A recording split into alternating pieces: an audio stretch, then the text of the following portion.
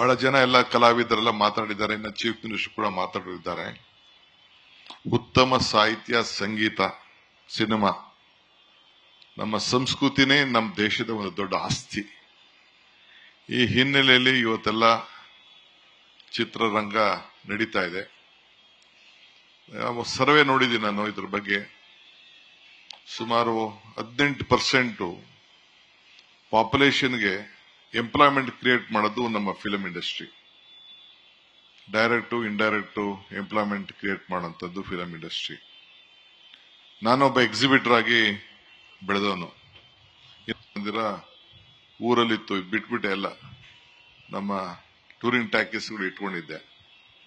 ಈಗ 23 ಸ್ಕ್ರೀನ್ ಇದೆ.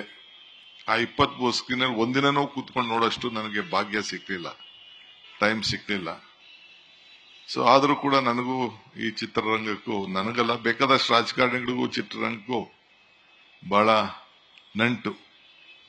ಬೇಕಾದಷ್ಟು ಎಲ್ಲ ಮಕ್ಕಳುಗಳೆಲ್ಲ ಚಿತ್ರಮಂದಿರಕ್ಕೆ ಎಂಟ್ರಿ ಕೊಟ್ಬಿಟ್ಟು ಪ್ರಮೋಟ್ ಮಾಡ್ಬಿಟ್ಟು ರಾಜಕೀಯಕ್ಕೆ ತರಕ್ಕೆ ಬೇಕಾದಷ್ಟು ಜನ ಪ್ರಯತ್ನ ಮಾಡಿದ್ದಾರೆ. ಕೆಲವು ಸಕ್ಸಸ್ ಆಗಿದ್ದಾರೆ, ಕೆಲವು ಫೇಲ್ ಆಗಿದ್ದಾರೆ. ನಮ್ಮ ರಾಜ್ಯವರಾದಂತ ಜಯಲಲಿತಾ ಇರ್ಬೋದು, ರಜನಿಕಾಂತ್ ಇರ್ಬೋದು, ಇವರೆಲ್ಲ ಹೋಗಿ ಬೇರೆ ಬೇರೆ ರಾಜ್ಯದಲ್ಲಿ ಬಹಳ ಪ್ರಸಿದ್ಧವಾಗಿ ಬೆಳೆದಂತವರು. ರಾಜ್ಯ ನಾಯಕ, ರಾಷ್ಟ್ರ ನಾಯಕತ್ವ ಎಲ್ಲ ಚೀಫ್ ಮಿನಿಸ್ಟರ್ಗಳಾಗಿದ್ದೆಲ್ಲ NTR ಅಂತವರೆಲ್ಲ ತಮಿಳುನಾಡಲ್ಲೆಲ್ಲ ನಾವೆಲ್ಲ ಗಮನಿಸಿದ್ದೇವೆ. ಸೊ ಅವ್ರು ಹೇಳ್ದಂಗೆ ಬ್ಯಾರಿಯರ್ ಇಲ್ಲ, ಯಾರು ಎಲ್ಲಿ ಬೇಕಾದ್ರೂ ಬೆಳಿಬಹುದು, ಮಾಡಬಹುದು. ಸೊ ಕೆಲವು ನೀವೆಲ್ಲ ಬಣ್ಣ ಹಾಕೊಂಡು ನಾಟಕ ಮಾಡ್ತೀರಿ, ನಾವು ಬಣ್ಣ ಹಾಕೊಳ್ದೆ ದಿನ ಸಿನಿಮಾ ಮಾಡ್ತಾ ಇದ್ದೀವಿ. ಬಣ್ಣ ಹಾಕೊಳ್ಳದೆ ಸಿನಿಮಾ ಮಾಡ್ತಾ ಇದ್ದೀವಿ. ಬಟ್ ನನಗೆ ಈ ಫಿಲಂ ಇಂಡಸ್ಟ್ರಿ ಬಗ್ಗೆ ಬಹಳ ಕೋಪ ಬಂದ್ಬಿಟ್ಟಿದೆ, ನನಗೆ ಸಿಟ್ಟು ಬಂದ್ಬಿಟ್ಟಿದೆ. ಫಿಲಂ ಚೇಂಬರ್ ಆಫ್ ಕಾಮರ್ಸ್ ಈ ಆಕ್ಟರ್ಗಳ ಬಗ್ಗೆ ನನಗೆ ಸಿಟ್ಟು. ನೋಡ್ತಾ ಇದ್ದಾನೆ ವೆಂಕಟೇಶ್. ಯಾಕೆ ಅಂದ್ರೆ ನಾವು ನಮ್ಮ ನೀರು ನಮ್ಮ ಹಕ್ಕು ಅಂತ ಪಾದಯಾತ್ರೆ ಮಾಡಿದೋ ಕಷ್ಟ ಕಾಲದಲ್ಲಿ ಬೆಂಗಳೂರಿಗೆ ನೀರಿಗೋಸ್ಕರ. ನಾನು ಸಿದ್ದರಾಮಯ್ಯನವರು ಎಲ್ಲ ಸೇರಿ 150 ಕಿಲೋಮೀಟರ್ ನಡೆದು. ಕೋವಿಡ್ ಸಂದರ್ಭ, ನಮ್ಮ ಸ್ವಂತಕ್ಕೆ ನಾವು ನಡೀಲಿಲ್ಲ, ಆದ್ರೆ ರಾಜ್ಯದ ಹಿತಕ್ಕೆ ನಾವು ನಡೆದೋ.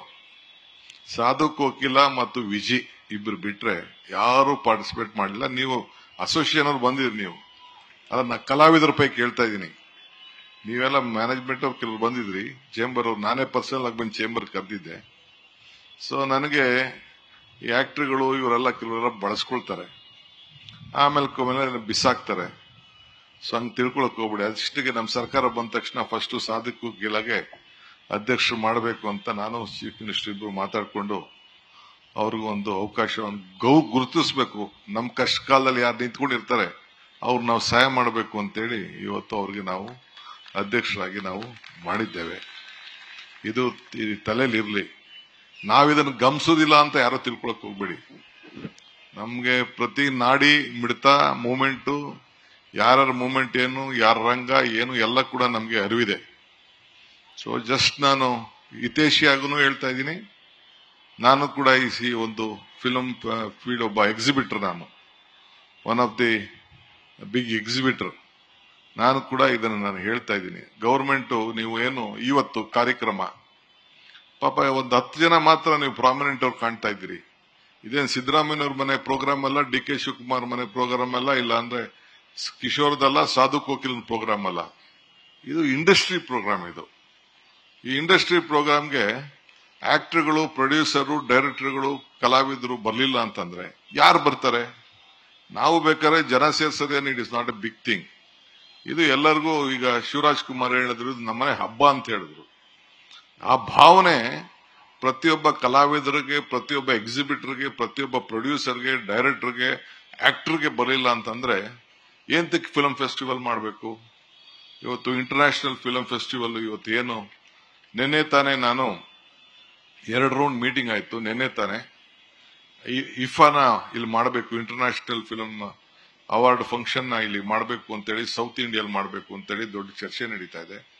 ಎಂಟೈರ್ ಟೀಮ್ ಬಂದಿತ್ತು ನನ್ನ ಹತ್ರ. ನಾನು ಇನ್ನೊಂದು ರೌಂಡ್ ಮೀಟಿಂಗ್ ಆದ್ಮೇಲೆ ನಮ್ಮ ಚೀಫ್ ಮಿನಿಸ್ಟರ್ಗೆ ಅದ್ರ ಬಗ್ಗೆ ಪ್ರೆಸೆಂಟ್ ಮಾಡ್ತೀನಿ. ಬೆಂಗಳೂರಲ್ಲಿ ಮಾಡಬೇಕು. ಲಾಸ್ಟ್ ಇಯರ್ ಅಬುದಾಬಿಲಿ ನಡೆದಿತ್ತು, ಈ ಸತಿ ಎಲ್ಲ ಇಲ್ಲಿ ಬೆಂಗಳೂರಲ್ಲಿ ಮಾಡಬೇಕು ಅಂತ ಅವರೆಲ್ಲ. ಯಾಕೆಂದ್ರೆ ಇವತ್ತು ನಮ್ಮ ಕನ್ನಡ ಇಂಡಸ್ಟ್ರಿ, ನೀವೆಲ್ಲ ಕೆಲವು ಕಲಾವಿದರೆಲ್ಲ ಒಳ್ಳೆ ಬಾಂಬೆಕಿನ್ನ, ಬಾಲಿವುಡ್ಕಿನ್ನ ಸ್ವಲ್ಪ ದೊಡ್ಡದಾಗೆ ತೆಗೆದುಕೊಂಡು ಹೋಗಿದ್ದೀರಿ. ಇದಕ್ಕೆ ನಿಮ್ದೆಲ್ಲ ಶ್ರಮ ಇದೆ, ಎಲ್ಲ ಕೂಡ ಇದಕ್ಕೆ ನಾವು ಅಭಿನಂದಿಸಬೇಕು. ಇಡೀ Bharat, India, Bollywood, Hollywood both are looking at Karnataka. ಇದು ನಿಮ್ಮೆಲ್ಲರ ಶ್ರಮದಿಂದ, ನಿಮ್ ಕಷ್ಟದಿಂದ. ನಿಮ್ಗೆ ಯಾರು ಫೈನಾನ್ಸ್ ಕೊಡೋದಿಲ್ಲ ಅನ್ನೋದು ಗೊತ್ತಿದೆ ನನಗೆ. ನಿಮ್ ಫೈನಾನ್ಸ್ ಚಕ್ರ ಬಡ್ಡಿ 3%, 36%, ಎಲ್ಲ ಬೇಕಾದಷ್ಟು ಕಷ್ಟ ಇದೆ ಅನ್ನೋದು ಕೂಡ ನನಗೆ ಅರಿವಿದೆ. ಏನ್ ನಮ್ಗೇನ್ ಗೊತ್ತಿಲ್ಲ ಅಂತ ತಿಳ್ಕೊಳಕ್ ಹೋಗ್ಬೇಡಿ. ಆದ್ರೂ ಕೂಡ ಗೌರ್ಮೆಂಟ್, ಇದು ನಾವಲ್ಲ, ಗೌರ್ಮೆಂಟ್ ಆಚಾರ ವಿಚಾರನ ಪ್ರಚಾರ ಮಾಡೋದು ಕೂಡ ನಿಮ್ ಧರ್ಮ. ನಿಮ್ಮ ಕಲೆ ಮುಖಾಂತರ, ನಿಮ್ ಸಿನಿಮಾದ ಮುಖಾಂತರ, ನಿಮ್ ಥಿಯೇಟರ್ಗಳ ಮುಖಾಂತರ ಸಮಾಜ. ಈಗ ನಾವು 5 ಗ್ಯಾರಂಟಿ ತಂದೋ. ಏನ್ ತಂದೋ 5 ಗ್ಯಾರಂಟಿ? ಏನ್ ನಮ್ಮನೆ ಊಟಕ್ಕೆ ತಂದ್ವಾ? ಇಲ್ಲ ಒಂದ್ ಪಾರ್ಟಿಯವ್ರಿಗೋಸ್ಕರ ತಂದ್ವಾ? 56,000 ಕೋಟಿ ಕೊಟ್ಟಿದ್ದೀವಿ. 56,000 ಕೋಟಿ ಬಸ್ಸಲ್ಲಿ ಓಡಾಡಕ್ಕೆ ಇರ್ಬೋದು, ಕರೆಂಟ್ಗೆ ಇರ್ಬೋದು, ಪ್ರತಿಯೊಂದು ಕುಟುಂಬ ಇದಕ್ಕೆ ಶಕ್ತಿ ಸಿಗ್ಲಿ ಅಂತೇಳಿ. ಯಾವುದೇ ಒಂದು ಮನೆಯಲ್ಲಿ ಒಂದು ಟಿವಿ ಹಾಕ್ತವ್ರು, ಈಗ ಟಿವಿಯವರು ಅಧ್ಯಕ್ಷರು, ಈ ಟಿವಿಯವರು ಮುಖ್ಯಸ್ಥರು ಬಂದಿದ್ದಾರೆ, ಒಂದು 3-4 ಟಿವಿಯವರು ಇಲ್ಲಿ ನೋಡ್ತಾ ಇದ್ದೀನಿ ನಾನು. ಅವ್ರಿಗೂ ಒಂದು ದೊಡ್ಡ ಇಲ್ಲಿ TRPಗೆ ಬಹಳ ನಿಮ್ಮ ಸಿನಿಮಾಗಳು ಬಹಳ ಮುಖ್ಯ, ಕಲೆ ಬಹಳ ಮುಖ್ಯ. ಗಂಟೆಯಲ್ಲಿ ಅಟ್ಲೀಸ್ಟ್ 2 ಗಂಟೆ ಆದ್ರೂ ಕೂಡ ಜನ ಟಿವಿ ಮುಂದೆ ಕೂತಿರ್ತಾರೆ. ನೀವೇನ್ ಪ್ರದರ್ಶನ ಮಾಡ್ತೀರಿ, ನೀವೇನ್ ತಯಾರು ಮಾಡ್ತೀರಿ, ಥಿಯೇಟರ್ ನೋಡಕ್ಕಾಗಲಿಲ್ಲ, ಟಿವಿಲಾರು ನೋಡ್ತಾ ಇದ್ದಾರೆ. ಈಗ ಲಾಸ್ಟ್ 7-8 ಮಂತ್ಸ್ ಇಂದ ಎಲ್ಲಾ ಥಿಯೇಟರ್ಗಳಲ್ಲಿ ಈಗ PVR ಅವರು ಬಾಡಿಗೆನೆ ಕೊಟ್ಟಿಲ್ಲ. ಬಾಡಿಗೆಗೆ ಲಾಸ್ ಆಗ್ತಾ ಇದೆ, ಒಳ್ಳೆ ಸಿನಿಮಾಗಳು ಬರ್ತಾ ಇಲ್ಲ ಅಂತೇಳಿ. ಸೊ ಅದಕ್ಕೆ ಮುಖ್ಯಮಂತ್ರಿಗಳು ಮೈಸೂರಿನಲ್ಲಿ ಒಂದು ದೊಡ್ಡ, ಈಗೇನು 1 ಗಂಟೆ 1-1/4 ಗಂಟೆಗೆ ಮೈಸೂರಿಗೆ ಹೋಗ್ಬೋದು, ಒಳ್ಳೆ ಜಾಗವನ್ನು ಕೂಡ ಮಾಡಿ ಒಂದೊಳ್ಳೆ ಸಿಟಿ ಮಾಡಬೇಕು ಅಂತೇಳಿ ಅಲ್ಲಿ ಈಗಾಗಲೇ ಅವರ ಸಂಕಲ್ಪ ಇದೆ. ಬಹುಶಃ ಈ ಬಜೆಟ್ ಆದ್ಮೇಲೆ ಒಂದು ಪ್ಲಾನ್ ಸಬ್ಮಿಟ್ ಆಗಿತ್ತು. ಆ ಪ್ಲಾನ್ ಸರಿ ಇಲ್ಲ ಅಂತೇಳಿ ಅವರೇ ಅದಕ್ಕೆ ರಿಜೆಕ್ಟ್ ಮಾಡಿದ್ದಾರೆ. ಒಂದು ಕೂತ್ಕೊಂಡು ಅನೇಕರ ಹತ್ರ ಚರ್ಚೆ ಮಾಡಿ ಒಂದು ಅಂತಾರಾಷ್ಟ್ರೀಯ ಮಟ್ಟದ ಒಂದು ದೊಡ್ಡ ಫಿಲಂ ಸಿಟಿ ಮಾಡಬೇಕು ಅನ್ನೋದು ಅವರ ಸಂಕಲ್ಪ ಇದೆ. ಅದು ಕೂಡ ಮಾಡಲಿಕ್ಕೆ ಇವತ್ತು ಎಲ್ಲ ಹೊರಟಿದ್ದಾರೆ. ತಮ್ಗೆ ನಾವು ಕೇಳೋದಿಷ್ಟೇ, ಹಿಂದೆ ಕೂಡ ಬಹಳ ದೊಡ್ಡ ದೊಡ್ಡ ಕಲಾವಿದರೆಲ್ಲ ನಮ್ಮ ರಾಜ್ಯದಲ್ಲಿ ಬೆಳೆದು ಹೋಗಿದ್ದಾರೆ. ಮುಂದಕ್ಕೂ ಕೂಡ ಯಂಗ್ಸ್ಟರ್ಸ್ಗೆಲ್ಲ ಬೇಕಾದಷ್ಟು ಅವಕಾಶ ಇದೆ, ಸ್ಕೋಪು, ಲ್ಯಾಂಗ್ವೇಜು ಎಲ್ಲ ಇದ್ದ. ಹಿಂದೆ ರಾಮನಗರದಲ್ಲಿ ಶೋಲೆ ನಡೆಸಿದಾಗ ಯಾರದು ಸಾಧ್ಯನಾ ಇಂಥದೆಲ್ಲ ಅಂತ ಕೂಡ ಹಿಂದೆ 40-50 ವರ್ಷದಿಂದ ಮಾತಾಡ್ತಿದ್ರು. ಹಿಂಗೆಲ್ಲ ಇವತ್ತು ಕೂಡ ನಮ್ಮ ಕರ್ನಾಟಕ ರಾಜ್ಯದಲ್ಲಿರುವಂತಹ ಸಿರಿ ಸಂಪತ್ತು ಏನಿದೆ, ಇಲ್ಲಿರುವಂತ ಮಲ್ನಾಡು ಪ್ರದೇಶ ಏನಿದೆ, ಚಿಕ್ಕಮಗಳೂರು ಇರ್ಬೋದು, ಕೂರ್ಗ್ ಇರ್ಬೋದು, ನಮ್ಮ ಸೀಶೋರ್ ಇರ್ಬೋದು, ಏನ್ ಕೋಸ್ಟಲ್ ಬೆಲ್ಟ್ ಇರ್ಬೋದು, ಇಲ್ಲ ಉತ್ತರ ಕರ್ನಾಟಕದಲ್ಲಿರುವಂತಹ ಗೋಲ್ಗುಂಬಸ್ ಇರ್ಬೋದು, ಬೇರೆ ಬೇರೆ ವಿಜಯನಗರದ ಎಂಪೈರ್ ಇರುವಂತಹ ಸ್ಥಾನಗಳು, ಎಂತೆಂತ ಚಿತ್ರವನ್ನ ನೋಡುವಂತ ತೋರಿಸುವಂತ ಒಂದು ದೊಡ್ಡ ಅವಕಾಶ ಇದೆ. ಆ ಹಿನ್ನೆಲೆಯಲ್ಲಿ ಮುಖ್ಯಮಂತ್ರಿಗಳು ಈ ರಾಜ್ಯ ಸರ್ವ ಜನಾಂಗದ ಶಾಂತಿಯ ತೋಟ ಅನ್ನೋ ಥೀಮ್ ಅನ್ನ ಇಡೀ ದೇಶಕ್ಕೆ ಒಂದು ಕಳಿಸಬೇಕು ಅನ್ನೋ ದೃಷ್ಟಿಯಿಂದ ಇವತ್ತು ಆಯ್ಕೆ ಮಾಡಿ ಕಳಿಸಿದ್ದಾರೆ. ನಿಮ್ಗೆಲ್ಲ ಶುಭವಾಗ್ಲಿ. ಅಟ್ಲೀಸ್ಟ್ ಮುಂದಕ್ಕಾರು ಕೂಡ ಇಂಥ ಕಾರ್ಯಕ್ರಮಕ್ಕೆ ಫಿಲಂ ಚೇಂಬರ್ ಅವರು, ಅಕಾಡೆಮಿಯವರು, ಅವ್ರಿಗೆಲ್ಲ ಸ್ವಲ್ಪ ನಂದು ವಾರ್ನಿಂಗ್ ಅಂತಾರಲಿ, ರಿಕ್ವೆಸ್ಟ್ ಅಂತ ಇರಲಿ, it is not my program, ನನ್ನ ಕಾರ್ಯಕ್ರಮ ಅಲ್ಲ, ಇದು ನಿಮ್ ಕಾರ್ಯಕ್ರಮ. ಹೇಮಾ ಚೌಧರಿ ಪಾಪ ಅವ್ರು ಬಂದು ಕೂತಿದ್ದಾರೆ. ಅವ್ರ ಯಾಕಂದ್ರೆ ಬರೀ ಒಂದು 25 ಜನಕ್ಕೆ ಸಿನಿಮಾ ಬೇಕಾಗಿರೋದು. 20 ನಾವು ಯಾವ್ದಾರ ಸಂದರ್ಭದಲ್ಲಿ ಯಾವ್ದಾರ ಒಬ್ರು ಹಿಂಗೆ ಫಿಲಂ ಏನಾರು ಇಲ್ಲೆಲ್ಲ ತೆಗಿತಾವ್ರೆ ಅಂತಂದ್ರೆ ಯಾರು ಸರ್ಕಾರಕ್ಕೆ ಕೋಆಪರೇಟ್ ಮಾಡಲ್ಲ, ಅಲ್ಲಿ ಪರ್ಮಿಷನ್ ಕೊಡ್ಬೇಡ ಅಂದ್ರೆ ಥಿಯೇಟರ್ ಸಿನಿಮಾನೇ ನಡೆಯಲ್ಲ, ಒಂದು ಶೂಟಿಂಗೇ ನಡೆಯಲ್ಲಪ್ಪ. ನಮಗೂ ಗೊತ್ತಿದೆ ಎಲ್ಲ, ಯಾರ್ಯಾರಿಗೆ ಎಲ್ಲೆಲ್ಲಿ ನಟ್ಟು ಬೋಲ್ಟ್ ಟೈಟ್ ಮಾಡ್ಬೇಕು ಅಂತ ಕೂಡ ನನಗೆ ಐ ನೋ ದಟ್. ಬಟ್ ಸ್ವಲ್ಪ ತಿಳ್ಕೊಳ್ಳಿ ಇರ್ಲಿ. ಗುಡ್, ಅಟ್ಲೀಸ್ಟ್ ನಿಮ್ಗೆಲ್ಲ ಅರ್ಥ ಆಗ್ತಾ ಇದೆಯಲ್ಲ ನಮ್ ಕಷ್ಟ ಅಂತ. ಏನಿವೆ, ಒಳ್ಳೇದಾಗ್ಲಿ, ನಿಮ್ಗೆಲ್ಲ ಶುಭ ಆಗ್ಲಿ. 16ನೇ ಫಿಲಂ ಫೆಸ್ಟಿವಲ್ ಬಹಳ ಚೆನ್ನಾಗಿ ಯಶಸ್ಸಾಗ್ಲಿ.